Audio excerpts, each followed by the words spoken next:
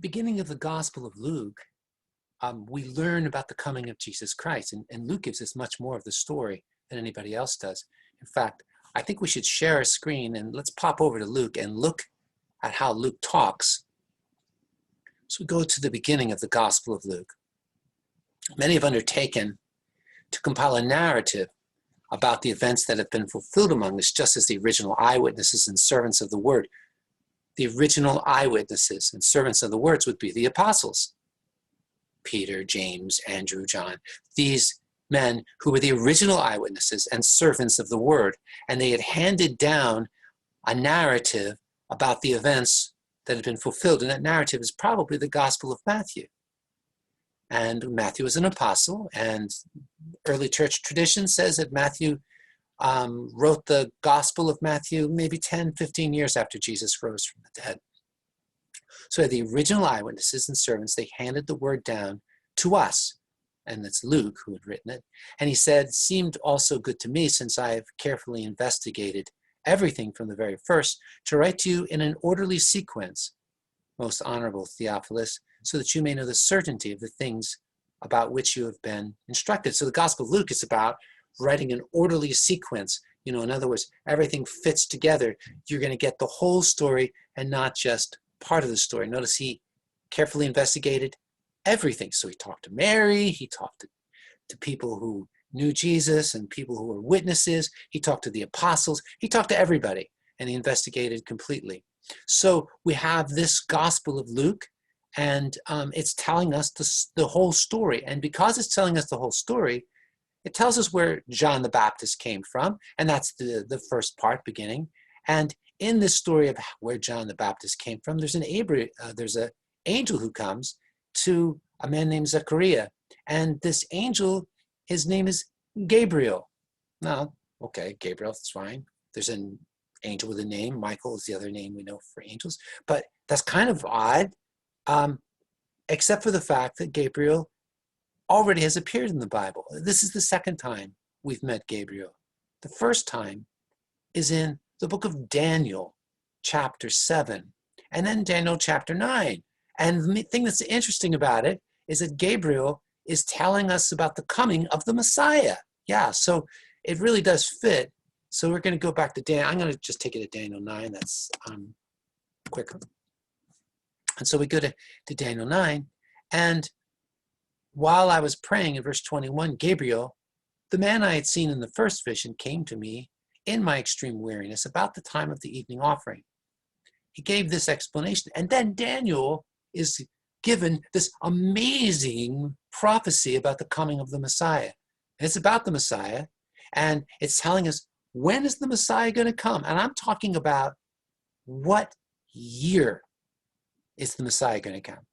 Yeah, he actually gives that kind of a prophecy. So we have this really interesting prophecy in the book of Daniel, and it tells us what year the Messiah is going to come the first time. And that's when Jesus came. That's when he was baptized by John the Baptist. So Gabriel is really important in the story, but then he comes back, which is totally amazing. He comes back in our story. And so we get him in Luke. And we come to Luke 1, and Gabriel gives the announcement to the father of John the Baptist, that his wife is going to have a baby. And then we come to the angel Gabriel coming to Mary, and he tells her the same thing.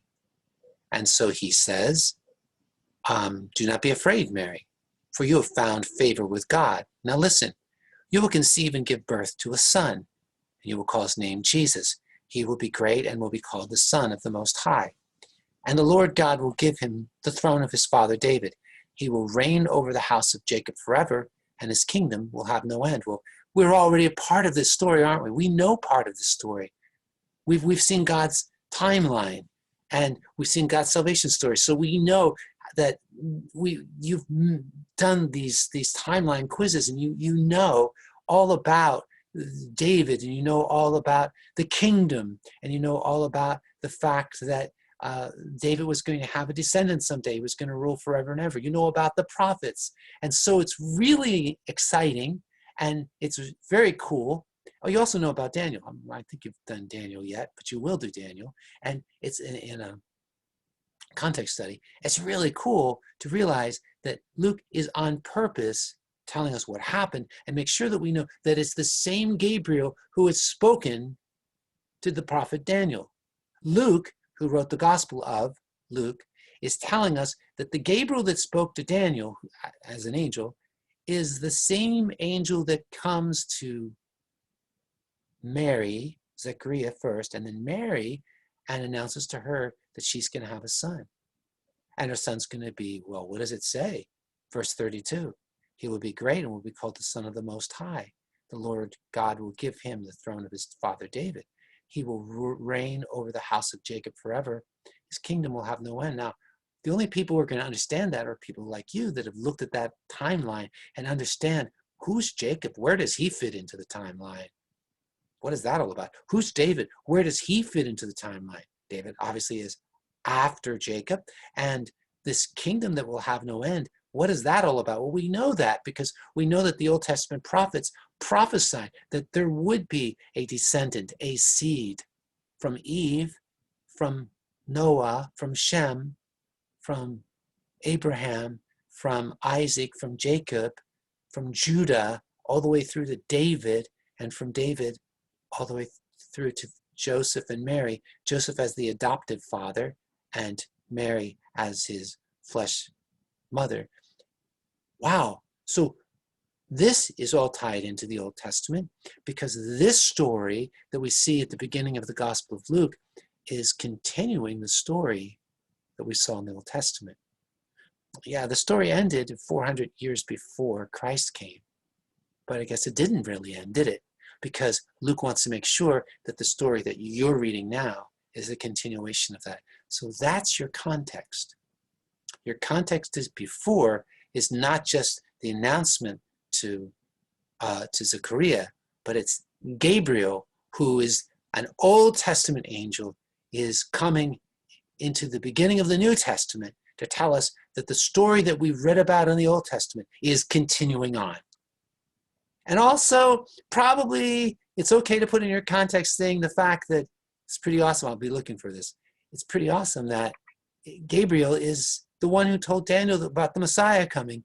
Therefore, not only is Gabriel there for the sake of, continuing the story, but Gabriel is also there to remind us that the prophecies that Gabriel gave to the prophet Daniel chapter 9, are now coming true. Okay? So I think this is pretty exciting. It's just a super great book, and I wish we could do more with it. So have a great Bible study.